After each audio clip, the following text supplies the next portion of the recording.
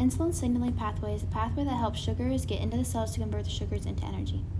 The pancreas releases insulin when food gets digested and containing carbohydrates. The glucose of food and insulin travel down the bloodstream. It connects to the alpha subunits on the skeletal muscle cell or the adipose cell, which is the insulin receptor.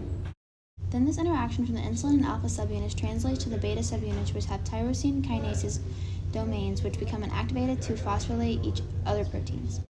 2 phosphates are left by ATP and 1 phosphate is left on each side of the beta subunit. 1 phosphate connected to the beta subunits connects with IRS1.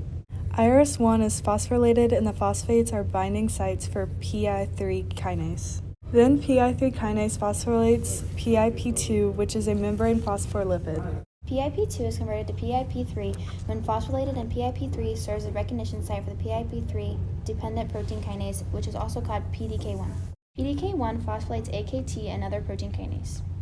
AKT relays a signal to the interior of the cell and affects proteins and other steps that lead to the recruitment of glucose transporters. These channels attach to the plasma membrane and open upwards so the glucose molecules can come into the cell. By opening these channels for glucose to come into the cell, it decreases blood glucose levels. These glucose molecules create ATP and are synthesized molecules like glycogen. The failure to regulate blood glucose can result in diabetes. In conclusion, this pathway is like a dam opening its wall for water to pass through and go down turbines and end by making energy. This is like insulin opening the pathway for glucose to come in and make ATP and glycogen.